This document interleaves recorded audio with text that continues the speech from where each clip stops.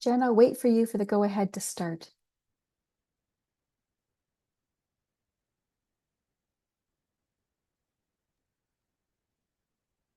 Whenever you want to start, Sandra, I'm ready. Okay. Why don't I get us started? We've got quite a lot we want to cover today, some exciting panelists. A warm welcome to everyone. We're really pleased that you're here. This is the first of our speaker series this fall, hosted by the McMaster Center for Equity-Based Co-Creation.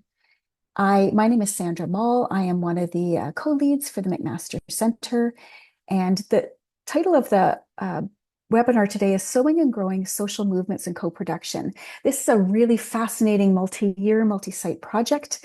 And today's a chance to sort of talk about some of the lessons learned from innovations around the world. And we have an international group of panelists from Canada, England, Scotland, Sweden, and Singapore to share their experiences. And we hope that there will be lively engagement and discussion as we go through. So, oops, do you want to go? I'm going to go back one. There we go. Yeah, so just some housekeeping things before we start. So we are recording today's session, and we will be posting the recording and the resources to our Hub website within the next couple of weeks. So the website is there. You are encouraged to keep your camera on, but it is optional. You don't need to do that. And if you would like to enable closed captioning, you can click either more, or there should be a button at the bottom of your screen that says show captions, and you should be able to see the transcript at that time. We will be monitoring the chat throughout the presentation. So if you have comments or questions or things that occur to you, please pop them in the chat at any point in time. We'll probably reserve the discussion for later, but again, if things occur to you as you go, we will monitor that and make sure that we get to them in the discussion part of the presentation. If you want to be anonymous, you can turn your camera off or rename your Zoom name. And the agenda is there. So we're going to have some welcome and introduction and talk, then move to a panel discussion and then group question and answer. That's just the poster for today. And there's a QR code. If you're not yet on our center mailing list, you can scan that QR code and sign up for our newsletter and updates about things happening with the center. And then I'm going to start with the land acknowledgement. It's a beautiful fall day here, and I want to acknowledge McMaster University. We recognize we are located on the traditional territories of the Mississauga and Haudenosaunee nations within the lands protected by the Dish with One Spoon Wampum Agreement. And in providing this land acknowledgement, we really want to recognize the historical and political roots of Indigenous communities in Canada and around the world, but we're also giving thanks and gratitude to Indigenous people for their stewardship and that of the natural lands and a responsibility to stand in solidarity with Indigenous nations as they continue their efforts towards land defense and reclamation. And again, there's a link there if you'd like to explore more. So I'm going to hand the reins over to Jennifer Green, who's going to really take us through the discussion today. Thanks, Sandra. Hi, everyone. I'm Jen, and I'm the research coordinator for this study. So I'm really excited to be the moderator for today's event. Before we get started, Sandra mentioned about the question and answer session. I just want to let you know how we'll be handling questions from the audience today. There will be an open Q&A session after the discussion panel, but you can also put questions in the chat. Sinat will monitor them so that we can answer them when we have a moment. We'll also be collecting some of your thoughts at the end of the event and using the same website that we use to conduct the pre-event poll. So if you'd like to pull that link up now, Sinat's going to put it in the chat so that you can do that and have it ready. We also encourage you to use the react buttons available on Zoom if you wish to express yourself in that way as we go along. So I'm going to start with introducing you to our panelists to today's event, and they make up part of our international research team. The next slide. Thank you. So representing the first of our three co-production case studies today are Esther Lim from the Esther Initiative in Singapore and also from Jönköping University in Sweden, and Sofia Kjellström, also from Jönköping University in Sweden. Next, representing our Making Recovery Real case study from Scotland are Louise Christie from the Scottish Recovery Network. And although they're not here in person, they have sent in some pre-prepared contributions that I'll be sharing. We have Michael Larkin and Shioma Lee Craythorne from Aston University in England. And from the Canadian Mental Health Association Learning Centre, we have Stephanie Skaken and Cheryl Giesbrecht, both from the Canadian Mental Health Association of Winnipeg and Manitoba branch here in Canada. So I'll begin today with providing a bit of an overview about our research study. Then we'll move into a discussion with our panelists about the sowing and growing model that we've developed from our findings. And those panelists represent both a mix of experience of our case studies from on the ground, but also from an academic lens, and who all participated in our study design and execution and data interpretation. So a bit of background, individuals or communities made vulnerable by the nature of the social, economic, and political systems in which they're embedded face many barriers to accessing health and social services. This can include individuals who require multiple health and/or public services, such as those with complex and intersecting health needs. Structural barriers such as lack of trust, language, cultural and financial issues, and power relations may prevent those individuals from meaningful participation in co-production activities, which impacts the objective to build relevant and responsive and inclusive services, but also potentially perpetuating inequalities and even causing harm. So our research aimed to fill a gap in those factors that shape the putting into practice and then further spread of inclusive co-production approaches. The questions that our study aimed to answer were, what are the dynamic processes by which co-produced system improvements are implemented within complex health and social care contexts? And how do these approaches engage and support vulnerable groups in co-production? To answer these questions, we studied 3 international cases of co-production with structurally vulnerable communities, which were identified at an international co-production research forum in 2017. Each case had a home site where the co-produced innovation was first developed, and 2 or 3 additional diffusion sites to which the co-produced idea spread and was adopted locally. Over the course of between 2.5 and 3.5 years, depending on the case, we conducted a total of 68 key informant interviews with decision makers and program managers familiar with the context, history, and ongoing efforts of each of the cases. And we also analyzed 32 pieces of academic and grade literature to understand the context influencing each case. The first of our 3 cases is Esther, which originated in the Jönköping region of Sweden, which itself is made up of 13 municipalities. The original problem to be solved was to reduce acute care length of stay and bed utilization, and to do so, the objective was and continues to be to consider the journey of those with multiple complex needs from their perspective. This is done through a persona named Esther and guided by the question, what is best for Esther, to tailor health and social care to the needs of Esther. Over time, Esther has spread to many places worldwide, and in this study, we examine its spread to Kent and Medway County in England and Singapore. Our second case is called Making Recovery Real, the objective of which is to advance mental health recovery by centering lived experience and identifying issues and designing and delivering solutions in better collaboration with local service organizations. The Making Recovery Real philosophy was first implemented in the city of Dundee, Scotland, supported by the National Scottish Recovery Network, and its principles were ultimately embedded into the city's 5-year mental health strategy in 2019. Peer recovery positions and initiatives continue to grow, and since its emergence, the Making Recovery Real philosophy has been adapted locally in the regions of Fife and Aberdeenshire in Scotland. In our third and final case, we studied the adaptation of the English Recovery College model into the Canadian Mental Health Association Recovery College and Learning Centres model, which are develop and deliver co-produced mental health recovery and well-being education with their local community members and organizations.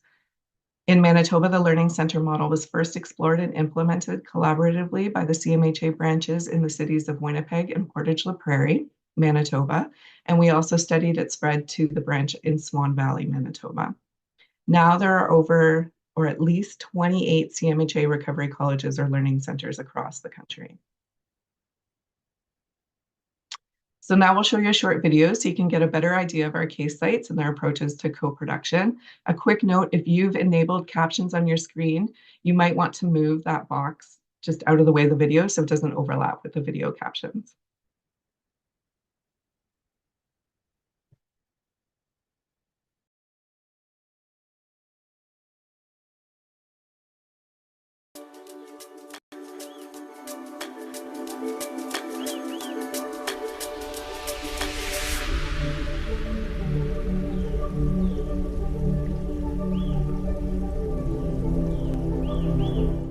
Yes, here we are, and here is where everything is happening with Esther.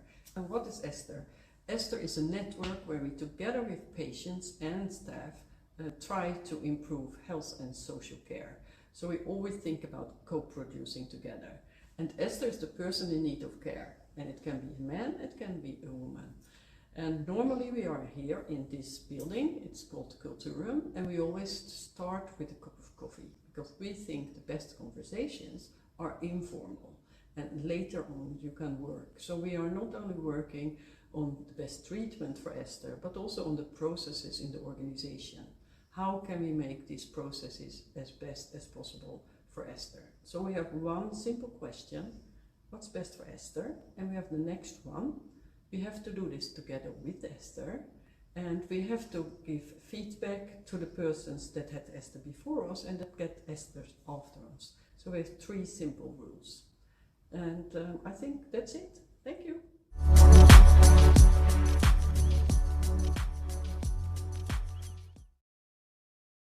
Hello, I'm Jill, a community nurse from SingHealth. Mr. Ho is a post-stroke survivor. He has got one-sided weakness. He currently uses a motorized device to move around in the community. One health issue I always experience with him is high blood sugar levels. So when I ask him what he eats for lunch, he says, oh, I always eat chicken rice or fried bee hoon. I had thought this time I can ask him to, oh, don't buy chicken rice or don't buy the fried bee hoon, because as a community nurse, I always tell him, Uncle, can you try to eat more soupy things or eat less fried and oily things? Yep, so that was a goal I had in mind. When I visited him, I actually realized that he has a lot of challenges that I didn't realize. When he went into the market, I realized that he had trouble maneuvering his motorized device in the hawker center because of the round tables, and I understood why he can only buy chicken rice and fried bee hoon, because those are the only 2 stalls at the corner which are accessible to him. I think it made me realize that we need to shift the way we look at patients. Listen to them more, look at things from a different perspective. Sometimes when patients don't follow our health instructions or don't fulfill their health goals, it's not because they don't want to, but because of challenges that we do not know about. What is best for the patient is actually not like the gold standard of like clinical practice guidelines, but it's actually the best of what they can achieve and what they're able to do.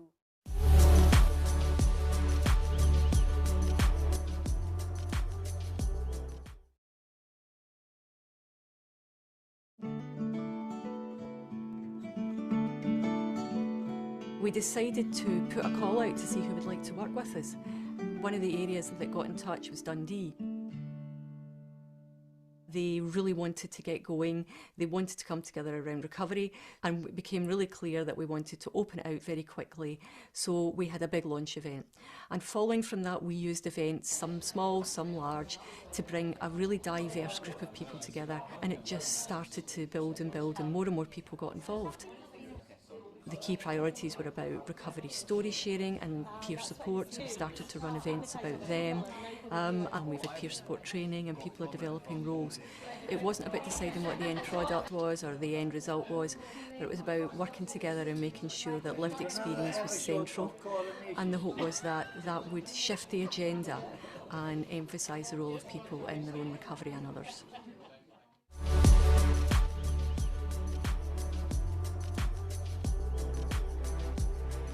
Welcome to Canadian Mental Health Association in Manitoba, Winnipeg, Canada.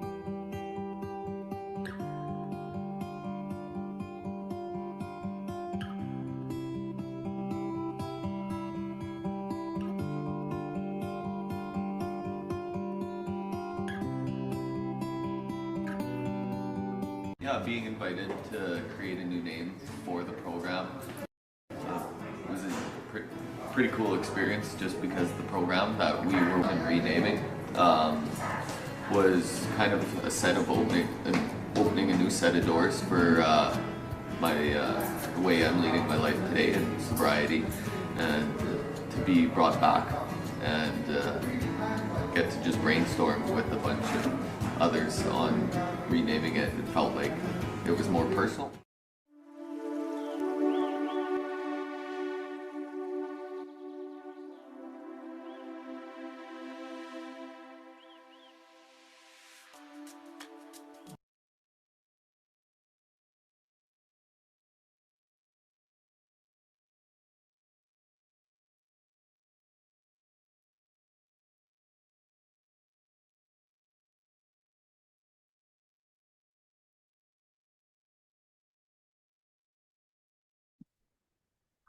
All right, so I'll talk about the findings of our study now. So our case study was informed and guided by a couple of theoretical frameworks about the implementation and diffusion of innovations in healthcare. You might be familiar with them, the consolidated framework for implementation research and the diffusion of innovation theory. So between those frameworks, our intention was to explore a whole range of factors that can influence adoption, implementation, and diffusion. These included factors related to the innovation itself, the internal context of the adopting agency, the external context within which adoption, implementation, and/or diffusion was happening, and the processes and people involved.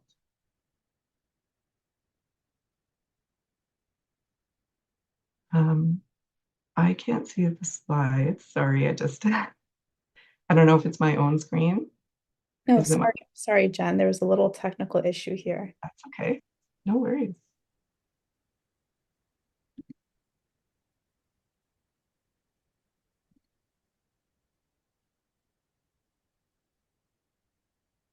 Thank you.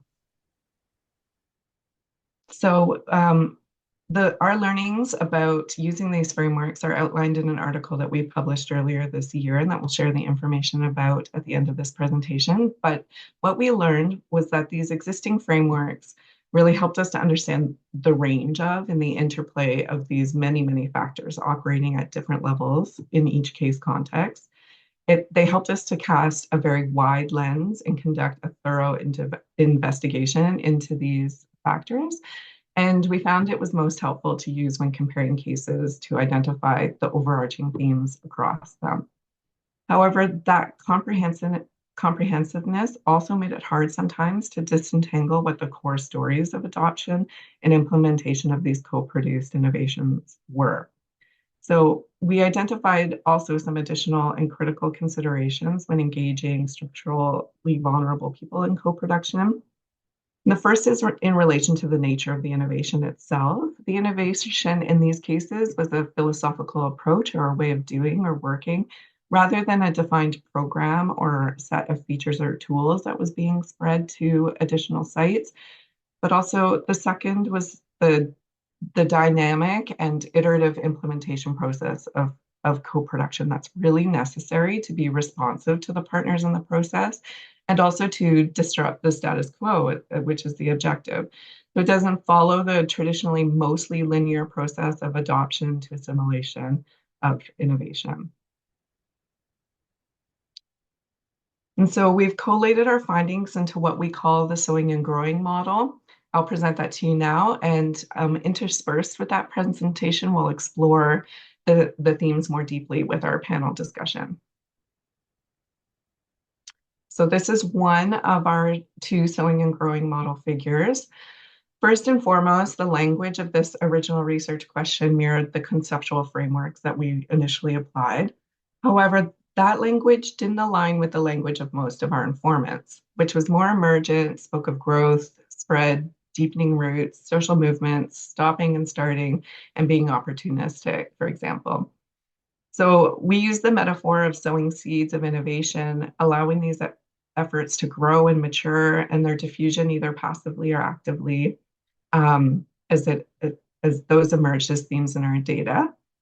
And so we use this imagery and language of a plant cycle and gardening metaphors to talk about the sowing and growing theory of emergence and growth of co-produced health and social service innovations involving structurally vulnerable populations, and to help us broaden our understanding of these dynamic processes.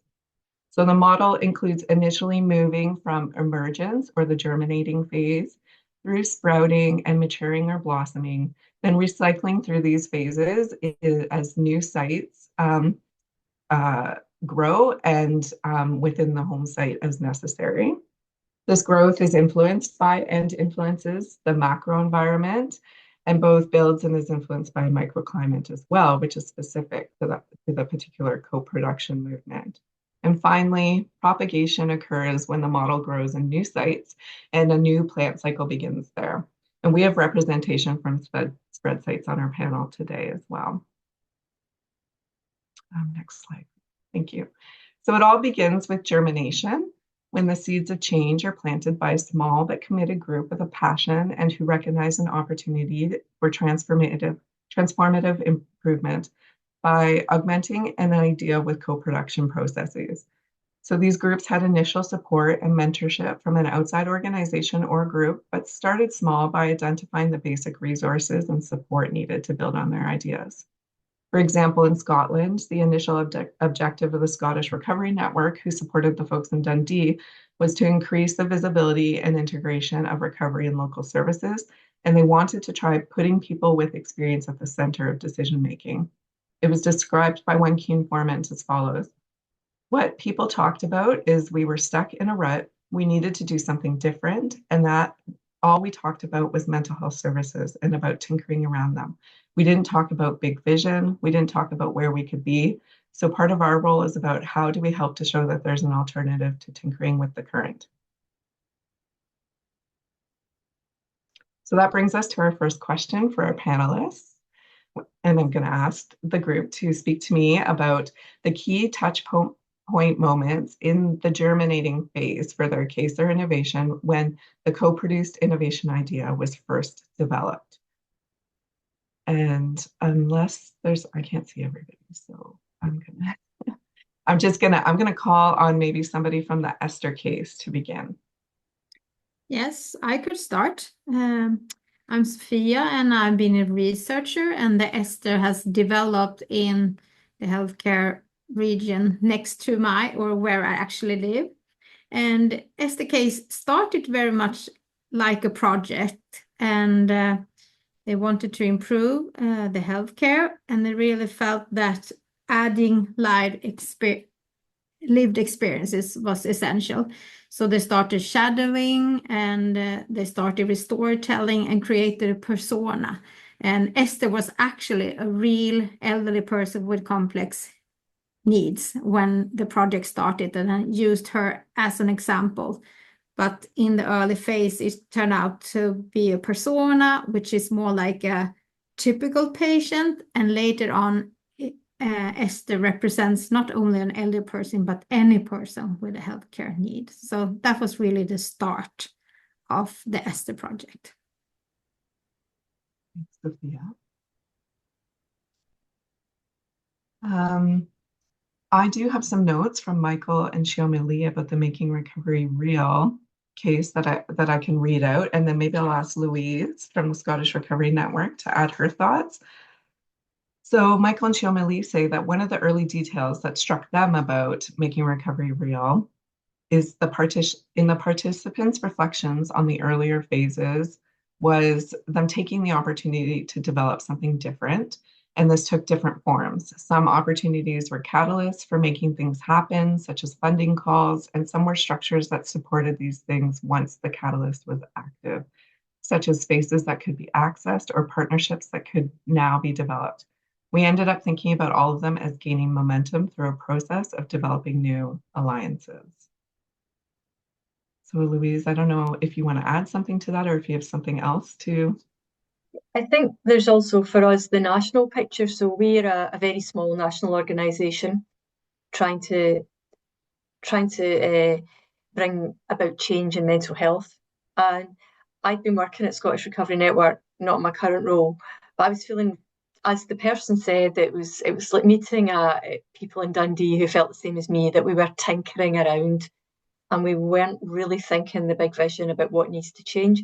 So for us, it was that catalyst of deciding not to, if I'm being honest, not just to work with the existing system on its terms, but to put a call out to say to people, do you want to come and do something with us different? And that was very, it seemed by my colleagues as brave. I was just, if I'm being very honest, I was bored and frustrated, and I thought, this sounds good.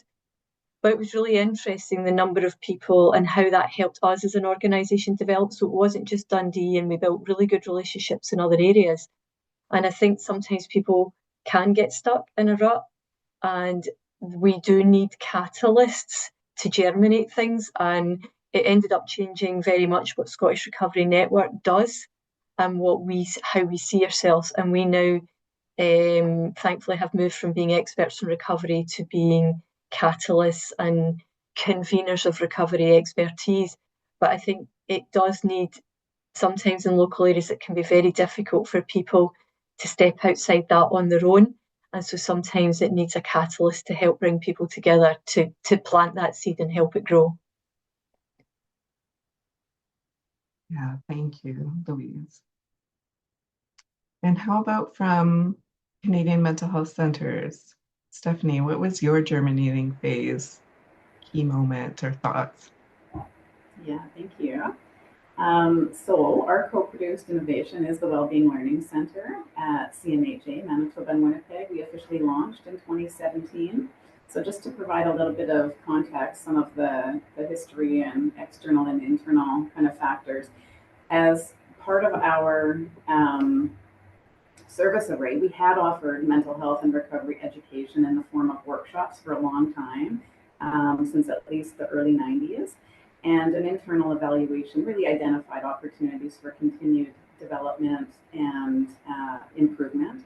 At the same time, we had connected with Recovery College champions from the UK and learned more about the model and the co-production approach. And the model really resonated with the existing culture and values and our deep commitment to recovery-oriented and person-centered approaches. And for the most part, there was internal and external support to explore possibilities around co-design innovation. So when we think about this early stage, we think about some of the key moments we experienced along the way. So we did recognize that an innovative approach was needed because the current program wasn't there were possibilities around growth and doing things in a different way, and the culture again supported kind of the continued evolution of the program. We learned about co-production and how to put that into practice within an educational setting for course development and facilitation, and we really came to realize the Recovery College model was a good match for several reasons. There was a real high value to lived experience, and it used co-production to develop the courses and workshops in the learning environment in partnership with students we were working with. And it also really was able to help us address waiting lists that come with more traditional mental health services. So that was an additional benefit for sure. And it really promoted connection and empowerment and self-efficacy. So we knew we were on the right track, and this is the direction we wanted to head in. I just want to highlight a real kind of big moment for us at CMHA Manitoba and Winnipeg is we really dedicated some time. So we put aside a couple of days and had some early planning days and visioning sessions. So this included leadership at our branch and also another branch within Manitoba who had some similar ideas in terms of growing some of their programming, as well as leadership from our national office. So we spent a couple of days together and we really kind of dove into what co-production could look like within an educational setting at CMHA. So we really all prioritized our time together. We explored the possibilities. There was a lot of excitement and passion kind of for the idea and really moving forward with something new. And so we really made some commitments during that time and made some decisions together. And the outcome of that was we developed an advisory committee and we really launched co-production at that time. So we look back at those days and you'll hear from Cheryl soon, but we often talk about those couple of days and it was really a transition point for us.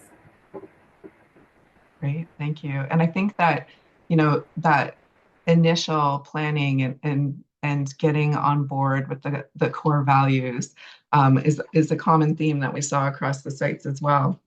I want to ask about Esther in Singapore because they're in the situation of germinating in a new site from the home site into a new site and starting that plant cycle all over again in a new place. So Esther, I welcome you to share your experience in Singapore.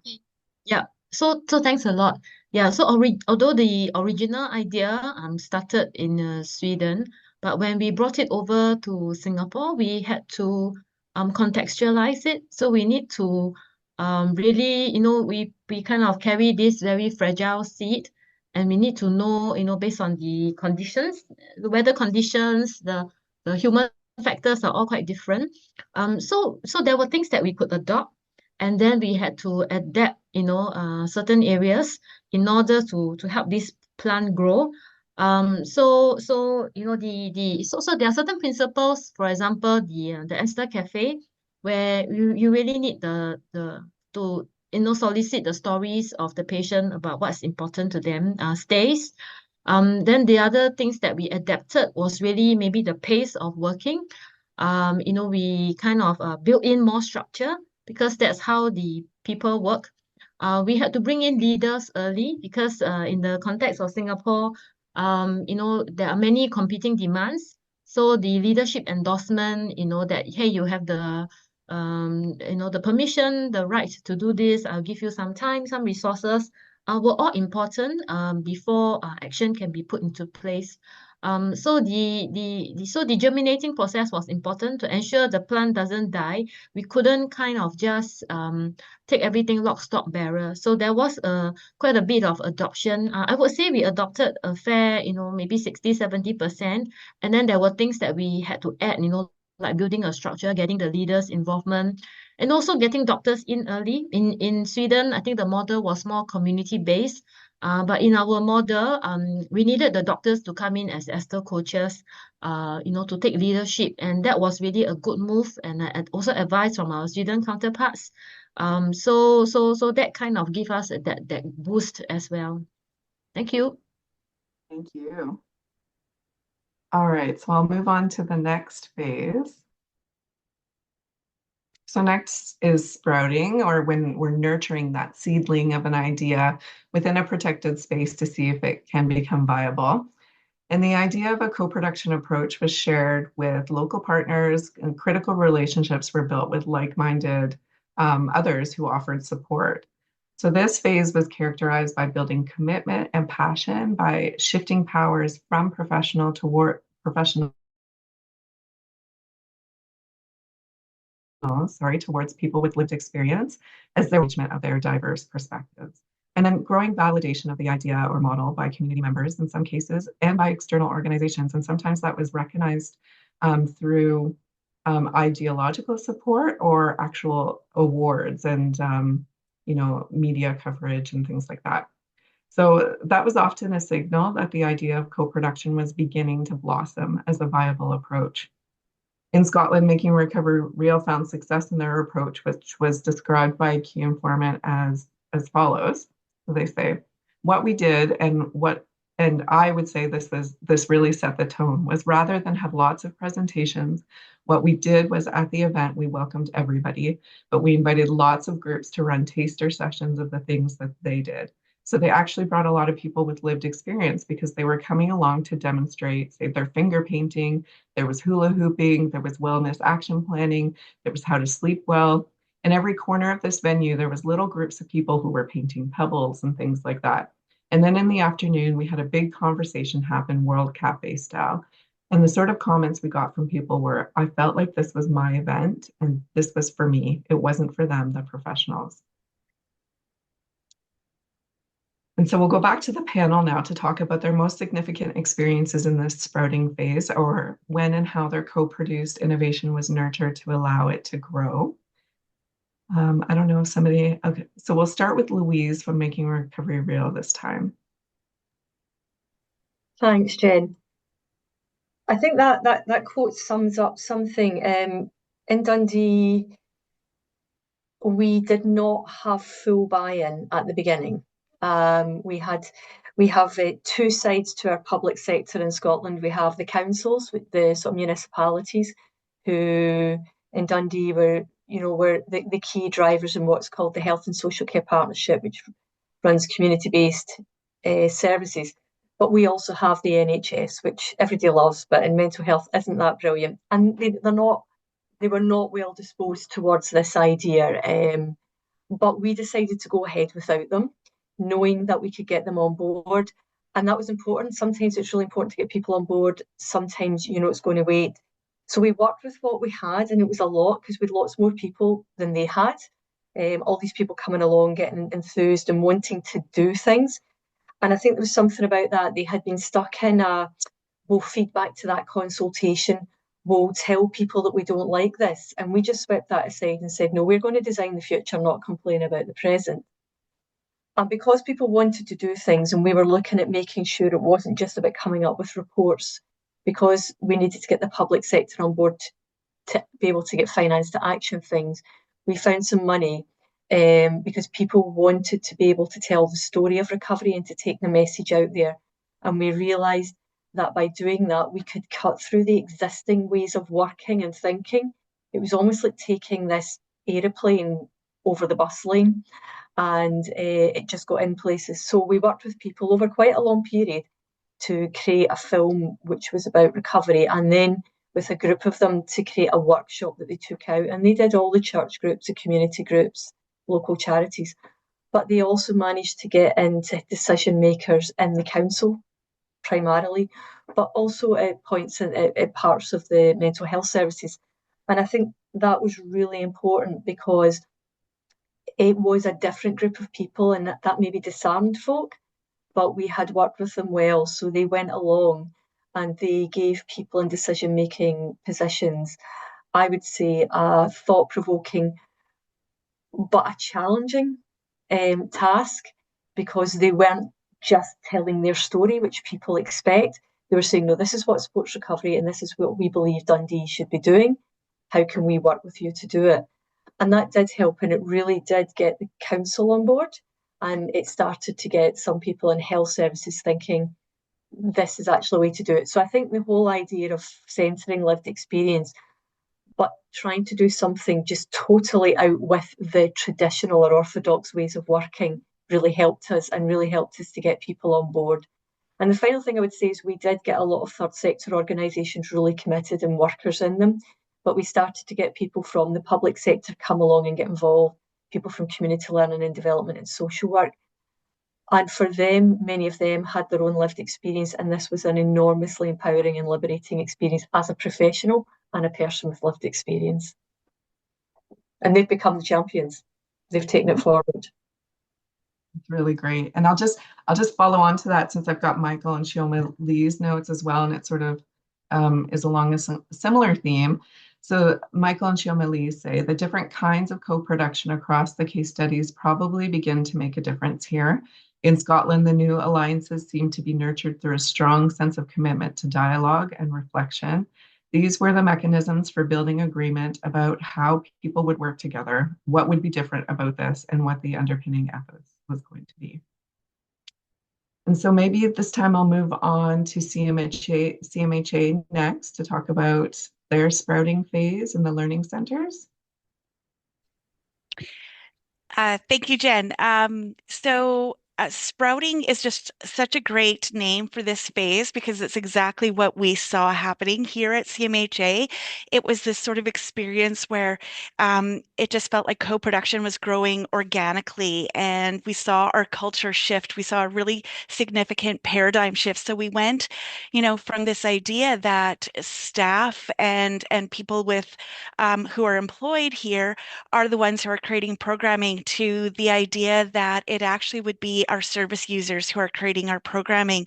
And so we started to put on these co-production sessions, and we just started to see our methodology grow and build. And through experiences, we started to see passion increase not only internally in our agency, and we saw that buy-in happen amongst our colleagues, but we also saw it amongst our students in our recovery college. And so I think about how we would, some things that we would say and we still say, like we let people know that we believe that service users, that people with mental illness, mental health problems, or substance use disorder and addiction are actually the true experts in this field. And when we talk like that, we see this change in people where they're like, wait a minute. I'm the expert. And it's really powerful. What we would see is we'd focus our co-production sessions on creating courses, and we left every detail to the students. What is the topic of the course? How long is the course going to be? What's the name of the course? Are we going to have videos in the course? Where are we going to place discussions? What kind of information are we going to cover? And we just really saw students making, just really coming to that and just finding their role and finding their place and getting really excited. I think about how often people said to me, like, you said you were going to ask us for our opinion and that we were in the driver's seat in this experience. And I was a little hesitant to believe you, but like I see it now. Yeah, like we developed that course. So we saw language change amongst our service users, and they started to talk about, this is our CMHA, this is our recovery college. I would see people stop by my office and say, you know what we need in our recovery college is this, Cheryl. Like, how can we get started on that? How can we make that happen? And so it was just kind of like, passion building, a really exciting time for us where we were just seeing, the potential of co-production and starting to think, what else can we do with co-production? And so we used it to create a job description and a role. We've used it to name programs. We've used it to, design other kinds of projects, create workbooks. We used it a lot during the pandemic to create resources for, teachers, resources for students, resources for external agencies. And we just started to see this real change in our participants where we saw independence growing, we saw higher levels of confidence, we saw people really just starting to blossom. And it was really powerful, and it continues to be really powerful for us. We see how co-production really is about the community, and it's led by the community. Thank you so much, Cheryl. I'm going to turn it over to the Esther Initiative now. I mean, I'm sorry, I just like you just get that like feeling when you talk about what happened in Manitoba. Yeah, so I'll pass it over to the Esther case now. If either Esther or Sophia want to talk about the sprouting phase. I can start. As I said, in the first phase, it was very much a limited project, but here it moved into starting off a movement or something like that. It became a network. And I think essentially in the start, it was also that we created some kind of infrastructure for it. We have a concept of Esther coaches that are people that knows more about this and can be championing idea.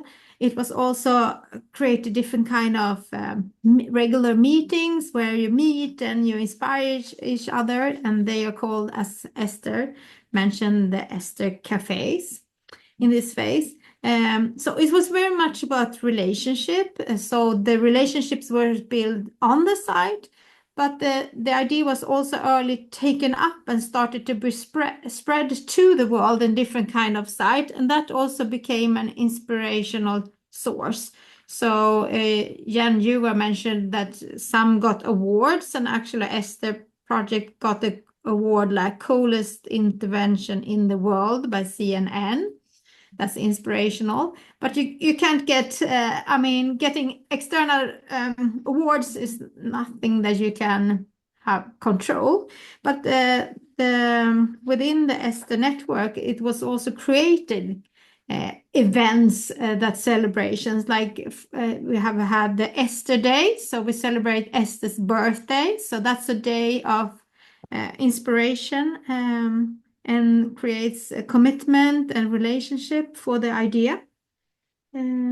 So I think, and that's kind of unique with this case that it started to spread international so early. So sometimes it has even struggled a bit at the home site, but has been even more popular along the words. But it changed a little bit. I'll come back to that later on.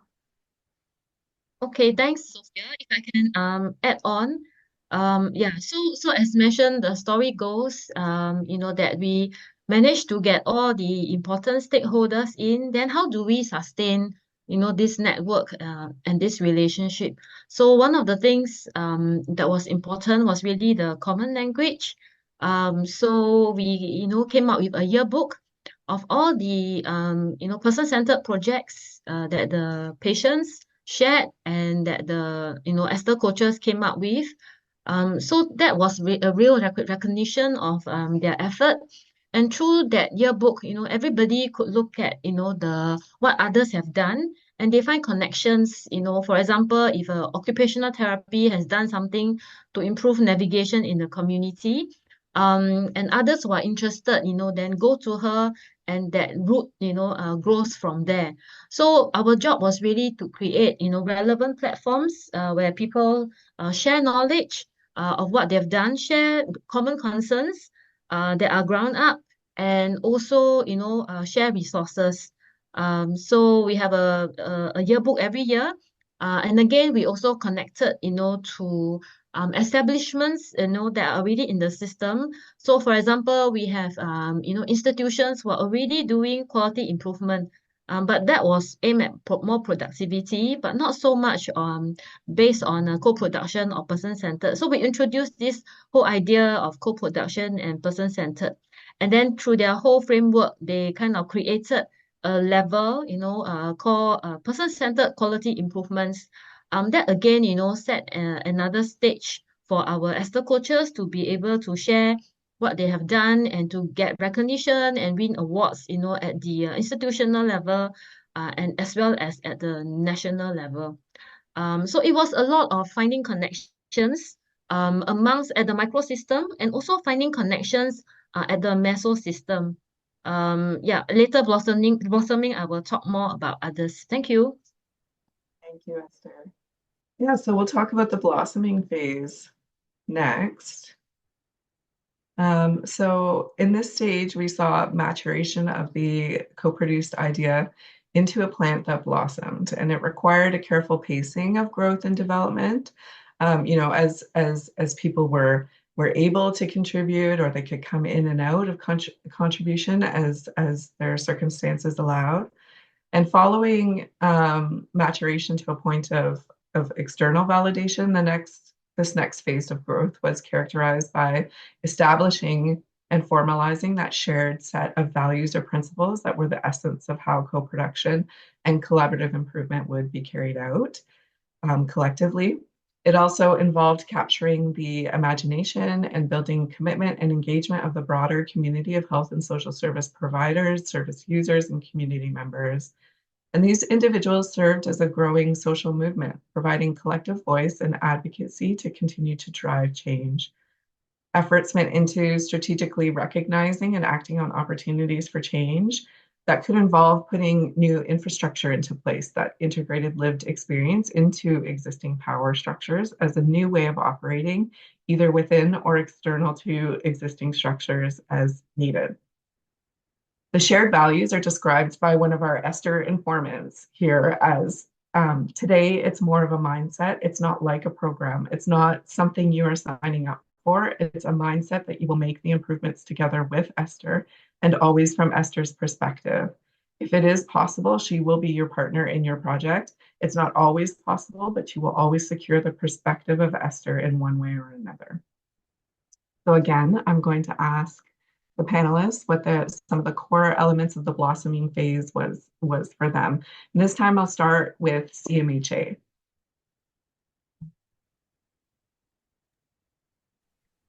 Thanks, Jen.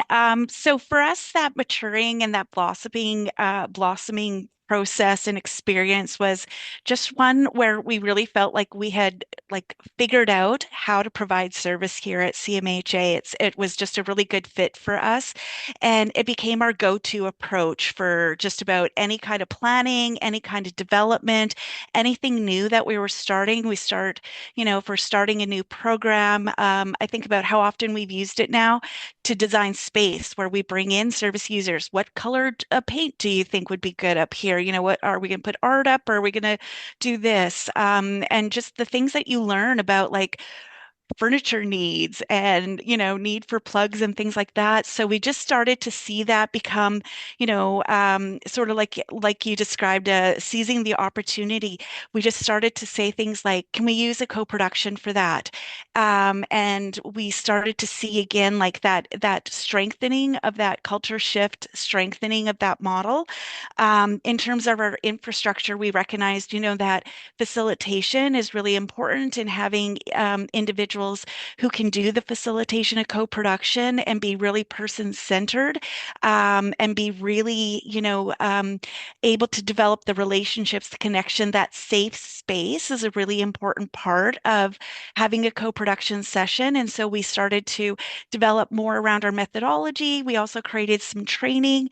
We saw more and more facilitators kind of come on board, and our facilitators to gain strength and talk about their experiences. The feedback loop from our students just became something really automatic, where whenever an opportunity presents itself to ask for feedback, to get feedback, we took advantage of that, and we developed a culture where our students really understood in our recovery college that they were in the driver's seat. So if they're in a course and they're talking about there's a subject or there's something from the agenda that's being focused on, and somebody gets an idea like, we should have a course on this, or we should do this about this, that conversation shifts right there, and plans start to happen around co-production. So it can sometimes be very spontaneous, but it's also, just really the go-to for us. Saw ourselves become really much more comfortable with co-production, but we also saw that, that confidence in our students continue to increase. We saw our students kind of move away from how do I work on my recovery through this process and this experience, to how can I contribute to other people's recovery? And so we saw we had to start creating like opportunities for individuals to participate. So we had students come on as co-facilitators. We had students come on like with our advisory committee. We were just constantly having people interested in joining that committee or getting involved. We had students saying like, when's your next co-production? I want to be there. Don't forget to call me. Don't forget to invite me. And so we just really saw this buzz happening, and we just saw this like, infrastructure change, this paradigm change. And then we started to work with other recovery colleges across Canada to help them develop their own co-production. So we've done presentations, we've done trainings, we've done demonstrations. We often invite others to kind of join our co-productions if we're doing them online, so that they can experience them and be able to kind of develop their own methodology in their own environment and recognize what their community needs are. Thanks, Cheryl. And Thank you. throughout the case, throughout doing this research, the cases also invited our researchers to participate in co-production sessions. So I participated in a Manitoba co-production session, and our other research assistants participated in other sessions, and that was really, really wonderful to be a part of and to learn from. Thank you. I'll move to the Esther case next. If Esther or Sophia want to talk about this maturation phase. Yes, and I want to emphasize that what you said in the beginning, that this is not a linear process and it's very much an iteration. And the Esther project has been started almost 30 years ago. So a lot of things has happened. And like in the Swedish context, the region here, the geographic area, Esther has been strongest in one of three of them. And for one time, we were a little bit concerned because we didn't get the project leader didn't get any time for it and the resources. It was hard to spread within the region. But were continued, and it continued internationally, and it became more of a mindset. And lately, for maybe now 7, 8 years, co-production has really been the concept of co-production is something that we talk more explicitly about. So then it becomes a shift, because Esther early on was very much a bottom-up process. But then also the top leaders realized, well, we need co-production, is essential. It's the only way we can improve care. And the senior leaders also started to talk about personas, and actually realized, well, we have this concept of Esther. Why shouldn't we use it? So, and now it's very much used in the whole region here in Jönköping, and it's really integrated and talked about. And the question, what is best for Esther, is really essential. So it's like what is called a simple question that could be used all the time. And some senior leaders start the meeting that we should always take this into account. And I find that as powerful for the blossoming. Thank you. For Singapore, so it has been 8 years into the project. I mean, we brought over Esther in 2016. And now it kind of we also have won some national awards at the Ministry of Health level, which was a very big encouragement to us. And so now it has become like a very common lingo, and we kind of like spread it, because in our institution there are about 12 hospitals, and each one is moving towards setting their own network within, so that it can fuel and scale at a higher level.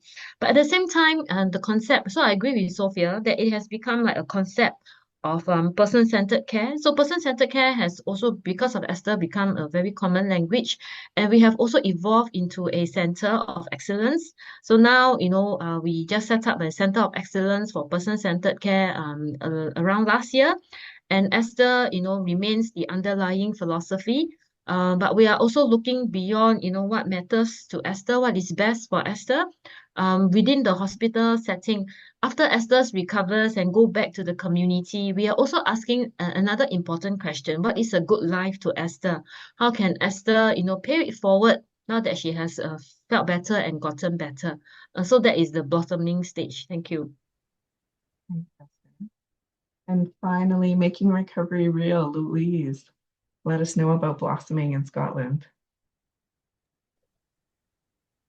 I mean, I suppose some of it is very similar in themes, but one of the big things that I think we all sort of knew, but it became really clear, is that the third sector has the track record and is based in Scotland, developing recovery orientated type of services, of working with people, of having relationships with people, using services where power is a bit more balanced and it's a more whole person approach.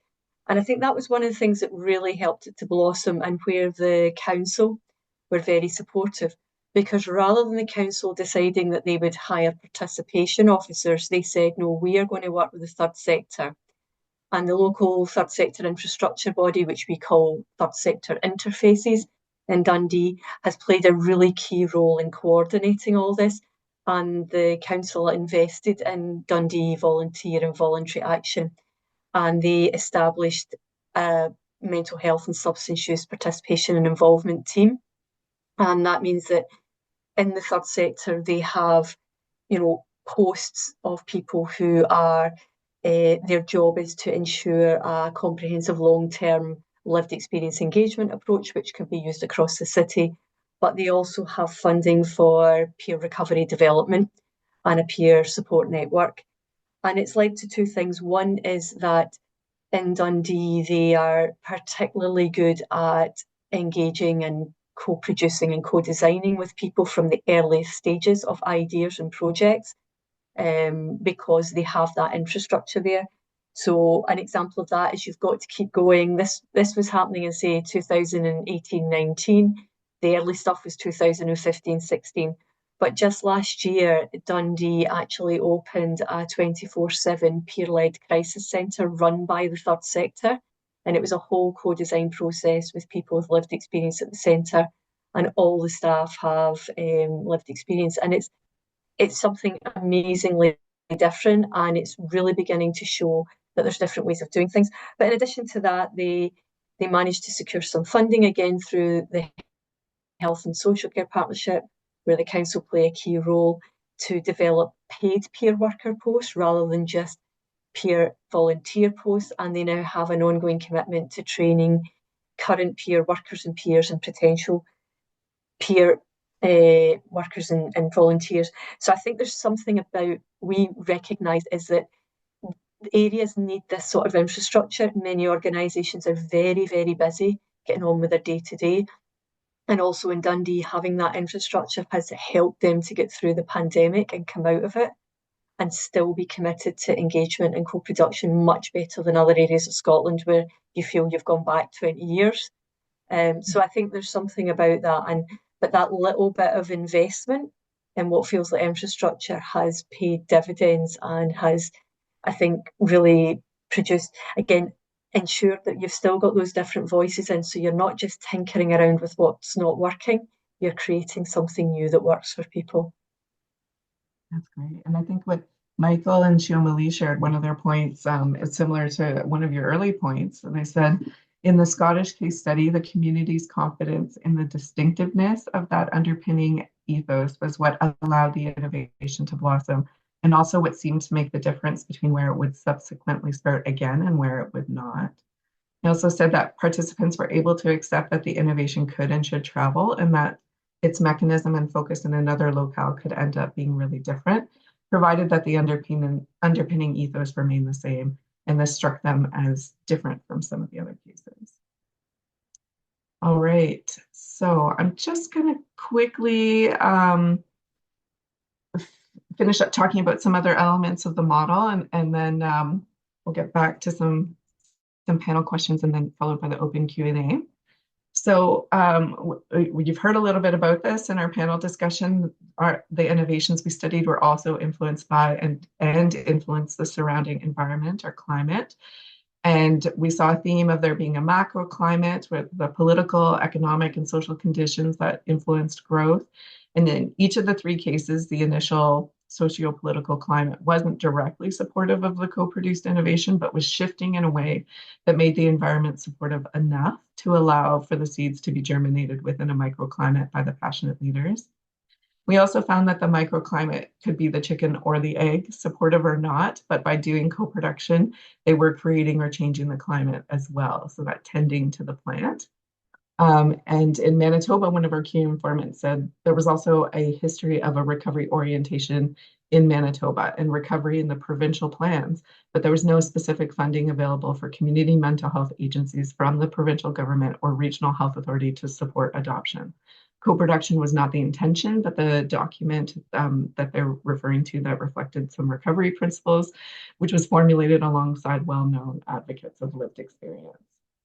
We also found that since the ideas were new and innovative and often challenged existing power structures, they needed tending within, excuse me, a small microclimate of committed groups and of the committed group and the support of catalysts and mentors, protected from naysayers and the external environment while they incubated and were brought to life.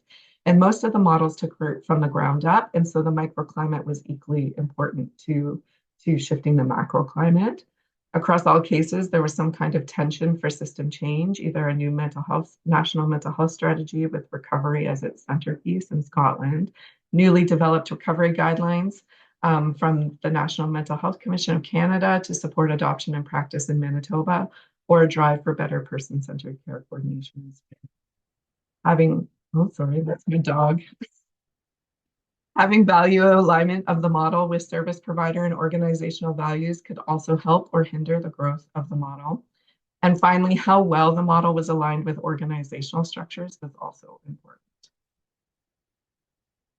And then finally, once mature, the ideas were propagated to new sites, as we've talked about and heard from today, and sometimes with adaptations. This was done both actively and passively through word of mouth, for example. And we also saw the ideas from one site cycling back and influencing the original site as the model was tailored to each context and reflected co-produced ideas at each site. We'll go to the next slide. So eventually this cross-pollination as the lessons at new sites fed back to the original site and shaped its subsequent development, led to this network of smaller gardens, each with their own plant cycle to build what we're calling a broader community garden. And each flower in this garden image represents its own microclimate where an innovation grew in response to the local climate and the different colors, for example, of the flowers as it represent that the innovation was tailored to local needs through co-production there. And you can see bees buzzing for passive propagation, or the gardener there watering the flower for more active propagation.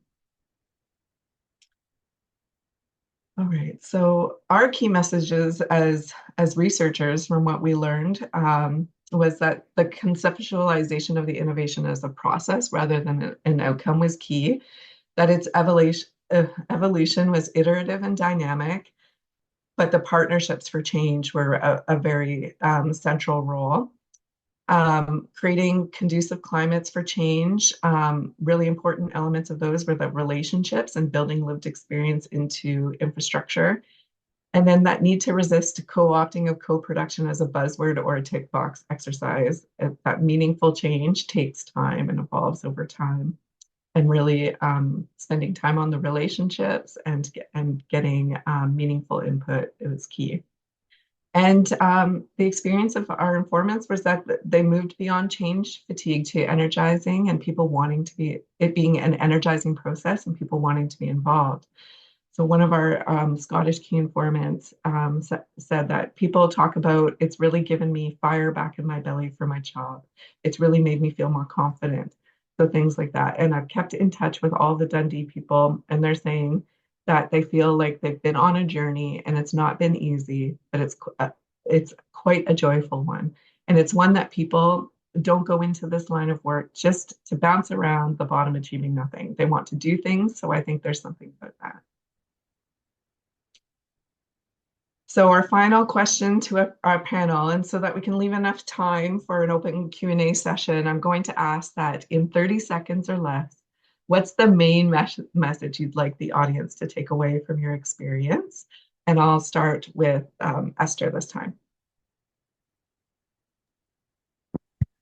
I think it's very cool to see how an idea can, about putting patients' perspective and lived experience at the center core, starting off like a project, turn it into a network of people engaged with this, transform into a mindset that is used and actually now is used within healthcare system to support and create better care. And I think an essential ingredient is this shift of perspective and value how all partners that are involved in creating care and healthcare have a real value.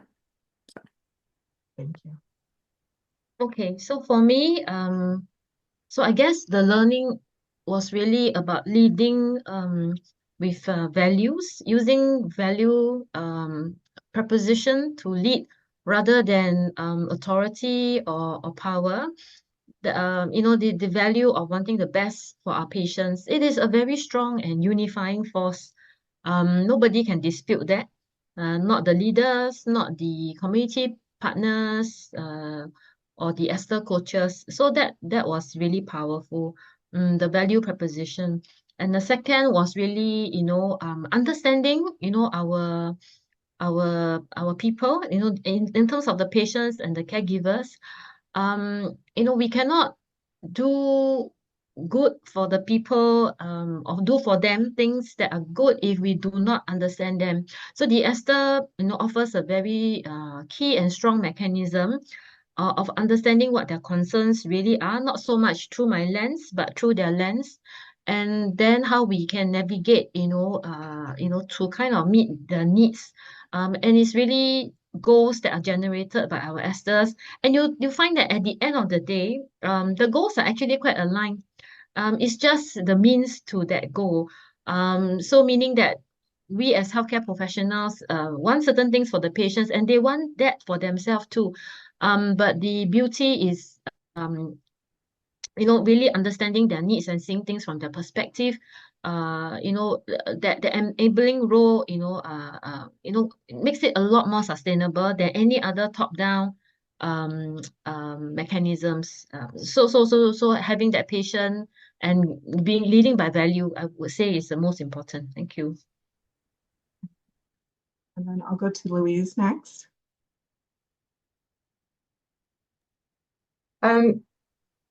I think reflecting your first academic article that came out, which for a non-academic like me, as I said, thank you for making it readable. I actually sent it on to a few people and they're all like, oh God, could you do the translation? But they actually admitted it was readable, so thank you. So I think one of the things is being really aware of the fact that you have to tap into what's important to people. And lived experience needs to be at the centre. It can't just be, oh, we'll ask them. And I think one of the things that it's really come to me and I've been saying in Scotland is we need to move away from service user input or feedback to people with lived experience and peers designing the future with us. And it needs to be about giving up power and about sharing that power, and actually at times allowing for peer-led or lived experience-led, because I think we have to give people that space. And within that is, I always say to people, don't wait for the powers that be to ask you what you think. Go, do what you want to do and take your findings to them, take your agenda to them. But there's ways you can do it, like a film, like workshops that really make a difference and cut through the orthodoxies. And also, we need to get the public sector understanding that they can't do everything and they're not very good at some things and they are not very good at working with people and sharing power. So to help make that happen, they need to invest in that lived experience or peer infrastructure. And that means also in helping us invest in lived experience leadership. So we have the leaders from the lived experience and peer community to take this work forward and sustain it. And that's the only way we're going to make sure that we don't keep just, as I say, in Scotland, I would say that the word co-production is fairly, is not well thought of because it's just been used to be a nicer way to say traditional consultation. But to do it properly, you need to make that investment, but you need to lose your control and your power and give it to other people to run it. Yeah, thank you, Louise. And I'll add Michael and Xiaomi's thoughts here with relation to making recovery real. They say that the relational dimension of co-production is clear across all of the phases, but it was absolutely critical during the startup phase where a shared purpose begins to emerge across a community and where that community is recognizing and defining itself, drawing on from new and established relationships. So for them, this participatory community-based sense of a new and joint venture to be developed from the bottom up is what distinguishes co-production from other kinds of innovation in health and social care. And finally, I'll go to CMHA, Cheryl and or Stephanie about their key message.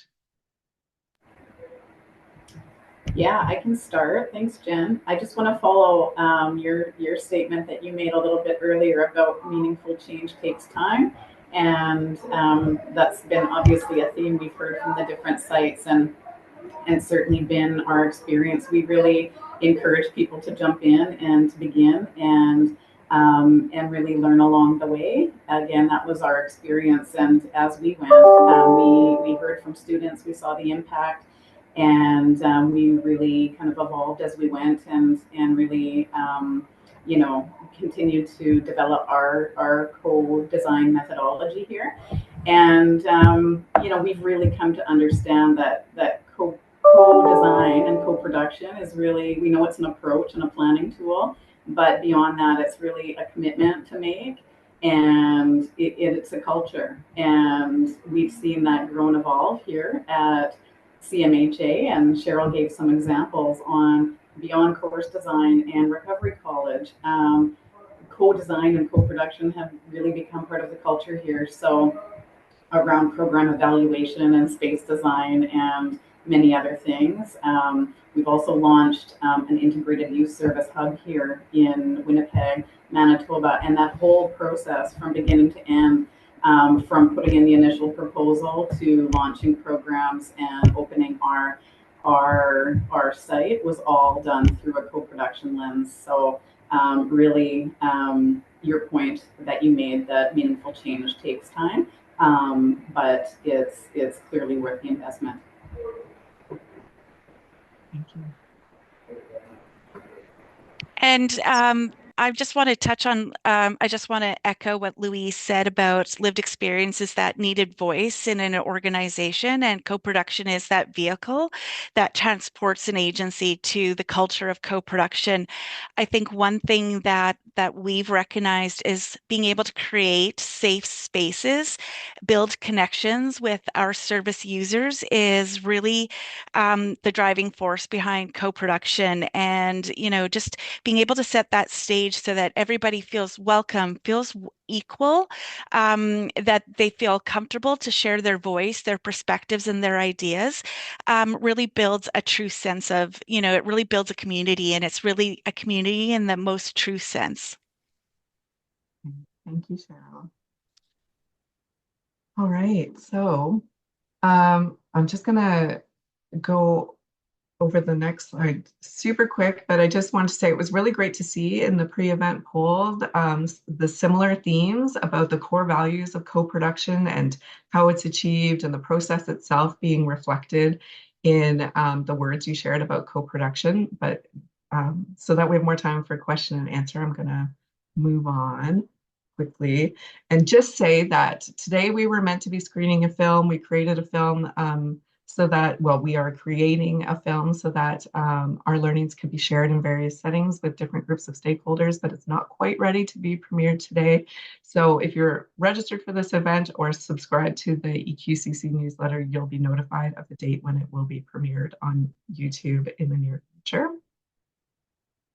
And I just want to say quickly that our film was inspired by one of our case sites, Making Recovery Real in Dundee. A critical moment for them in their initial growth stage was that a screening of a film of local recovery stories that, as I said, was a critical moment for them in their engagement and education processes. And now we will open it up to the group for questions. Please feel free to turn on your mic to ask questions directly. You can use the chat function, whatever you're more comfortable with, and that will monitor the chat there for us. And Jen, there's a bunch of questions now in the chat, many great questions. One is about harms that are possible for lived experience experts in a co-production approach. And we didn't talk about wilting or harms, but it is a good question. I don't know if any of the panelists want to speak to those.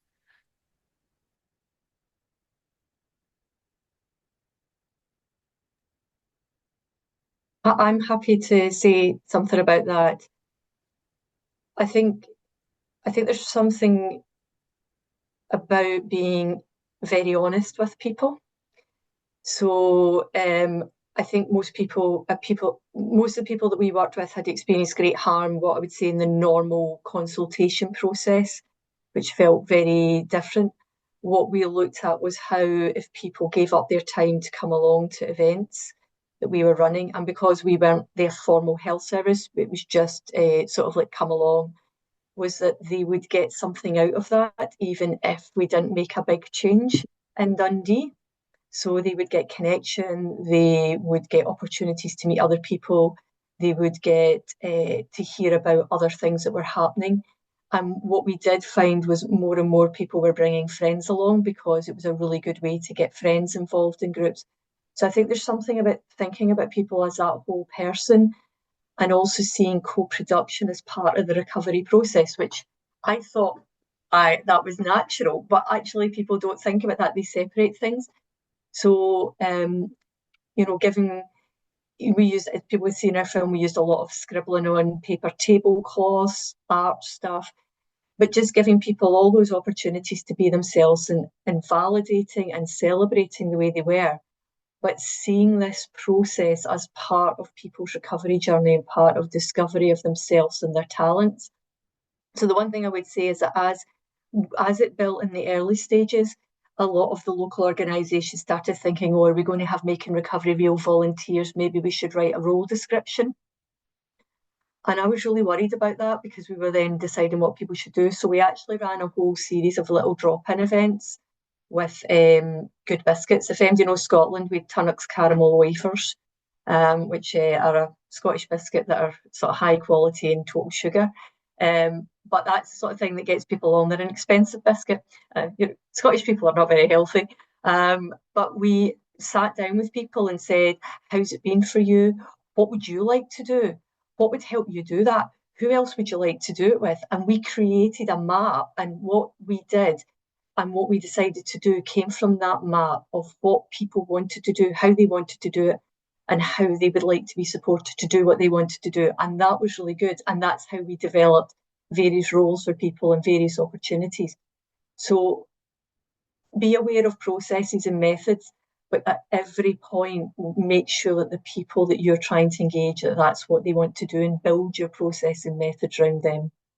And I think if you do that, the opportunity, it's a much better experience, and you're much less likely to cause harm. You know, I think it's well said. There's lots of conversation about this is relational work. And when there's relational work, there's, you know, to do it right is challenging. There's nuances, and there's some really lovely, I know people have been posting some articles in the chat that speak to, I think, some of the nuances of relationships in this work. And interesting that you talk about cookies and cake, and anyway. Esther, I see you have your hand up. Do you want to jump in, and then we'll go back to the chat questions? Yeah, so I want to address some of the chat questions. One which is about how do we go about asking what matters, and do we give them a disclaimer that not all things you say will be done. So we don't kind of put it explicitly, but it is really like Christmas. If you ask, have a Christmas wish list. But we all understand that not all the things you list, will be given. It is really based on feasibility, and it is really a very important conversation starter. And as mentioned, from many experiences, what the patients really want for themselves are usually quite aligned. And if you understand their perspective, we can find that alignment. And there's also, once that relationship is built, there's also the opportunity to influence the patient's wishes as well. So it's really that kind of question is really meant for relationship building. It is not linear in that sense. I know against evidence that is good for you, I will still go on and do what, solely based on what you want. It really opens up that dialogue. Then the next question is about, in the chat was about what are some possible harm? Yes, sometimes these patients are really vulnerable. And some of them can get exasperated. I mean, to be fair, after sharing stories, they do have expectations of quite immediate change. And when that doesn't happen, they do sometimes get exasperated. So this is definitely an open network. So it is not like a forced membership. So, the lived experience experts, can choose to leave the network or take a break. And we would have people to follow up on them. And they can choose to take a break and come back. But definitely, and for those who share and perhaps break down in the middle of the session, amongst our Esther coaches, there are also counselors, psychologists who do follow up, with their emotions. Everything they say matters to us, and it is not just extracting, the gems that we want, because the questions we ask are really very open, not so much prescriptive, and etc. And I would say that not many do drop out, but that open network is really important. Okay, thank you. Esther, you started to talk about managing expectations, I think, on both sides. And I actually wonder if the Recovery College people want to speak to that. Because you're inviting people to say, hey, what do you want the space to look like? What courses do you want to happen? I wonder if you could talk a little bit about sort of expectations and managing and paradigm shifts around that. So yeah, I can absolutely address that. And so I want to mention that in co-production, we always have folks who are experts, who are aware of what's evidence-based and all of those perspectives as well. But it's that balance that you achieve. And in terms of just it's about recognizing that much like Esther said, like people kind of have very similar ideas, but it's about recognizing that there's no wrong answer and there's no bad idea and that we're going to talk through it. So I think about co-production as being about brainstorming, but really discussion based. So yes, we're kind of asking some questions, but we're also letting that discussion go where it might be and watching it kind of evolve and watching that discussion happen amongst the co-production team where, one person might say something and another person might say, I like that, but what if we also added this? Or what if we did it this way? And just seeing that collaboration happen. So it really becomes like a force. The group starts to make decisions and come up with ideas together. It's very collaborative. Katie, I know you had posted the question in the chat. Did you want to add, or I don't know if she's still here. Sandra, if I could just add to that question from Katie, like I've heard that question so many times, like what do you do about like if conflict arises or what do you do if there's disagreement? How do you keep that evidence-based perspective? And what I've learned is that to never underestimate the individuals with lived experience. They very much are aware of what is the evidence-based material. They often are the ones who know about who the thought leaders are on topics in the world. They've done a lot of research on their own and they can talk about resources. It sometimes is quite incredible. And, to date, I've never really experienced a lot of conflict or disagreement in a co-production session. What I find again is that collaboration and that teamwork, like people start to feel really comfortable with one another and connect. And it just is such an incredibly peaceful but exciting experience of creation. Thank you. And I may have time for one more. Kira, you asked 3 questions, and it looks like some people are trying to address some of them in the chat. I don't know if you have one that you want that's a pressing question that we can make sure we address. All good. Evaluation, compensation, and get the other one there. And being supportive, not extractive. Kiri, are you still here? Oh, I know people have had to go. Okay, I'm going to say this has been a really rich conversation, and the point of these are about conversations.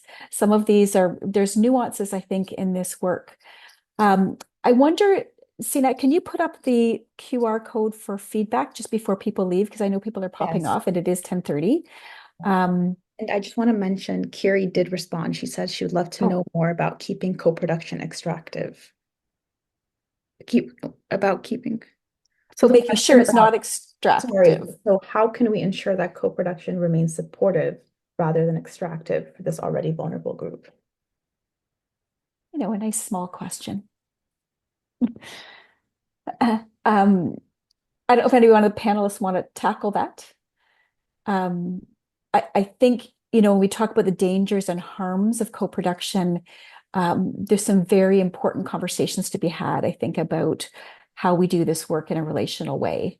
Does anybody want to tackle that or last word around that from our panelists?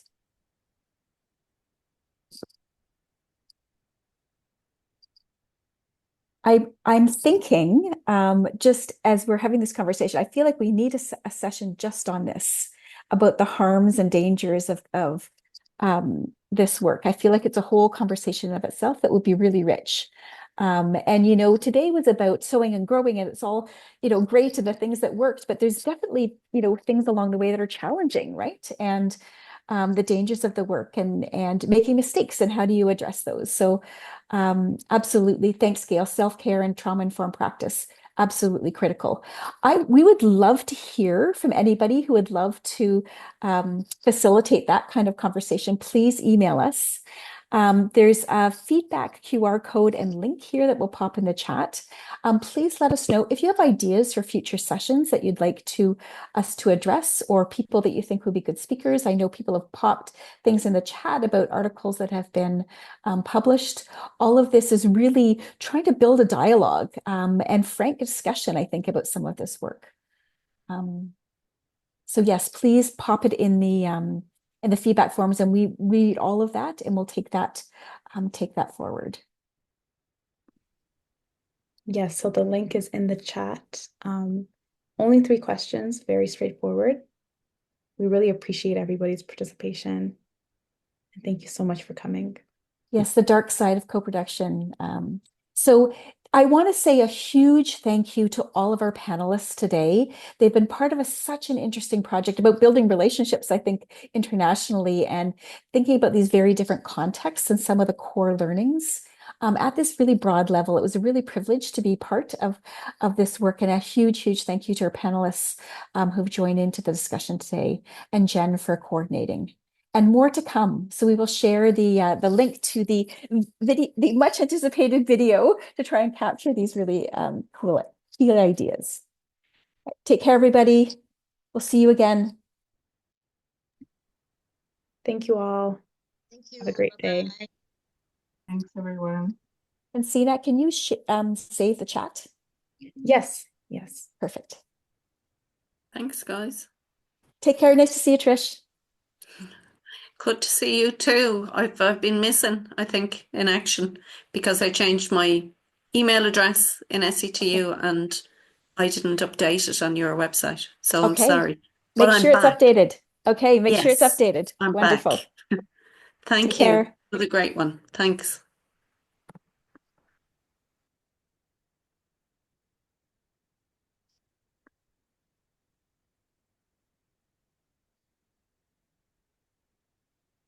Can I ask you a quick question, Sandra? Of course. I'm just curious, how often do you do these webinars? So usually a couple times a quarter. So they're free. We have another one we're just trying to finalize for November. And then, yeah, so we try to, again, if there's more interest, we maybe do them more often, but usually typically once or twice, once a month or once every other month. Okay. Okay. Awesome. And Gail, you've got some ideas, it sounds like, for us. Well, we do, I'm part of the Collaborative Learning College, which is also a recovered college at CAMH. Okay. And I belong to 2 research subcommittees. I do a lot of patient-oriented research, but we've really tackled co-production in really meaningful ways. I have a graphic that I really wanted to show today because it was a gardening theme that we published, and I love these conversations. They just get me so fired up. But yeah, we've been writing a lot of papers on authentic co-production and co-optation of the terms and how to do it authentically in real ways. So, I mean, I think it would be kind of cool. We did have one about language that was started to unpack some of that too, but absolutely, I think. So let's connect and see if there's yeah, I love it. Thank you. Oh, great. Okay. Have a great weekend, everybody. Take care. Bye-bye.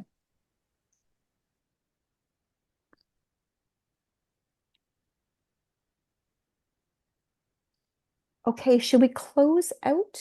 Just thinking. Yes, let's do that. So everything will save, including the chat, which is great. All right. Thank you, Jen. Is there anybody else that's still on the line that has something they want just before we stop? No. Okay. All right, CNET, I'll see you on the other side. Yes. All right. Bye, everyone.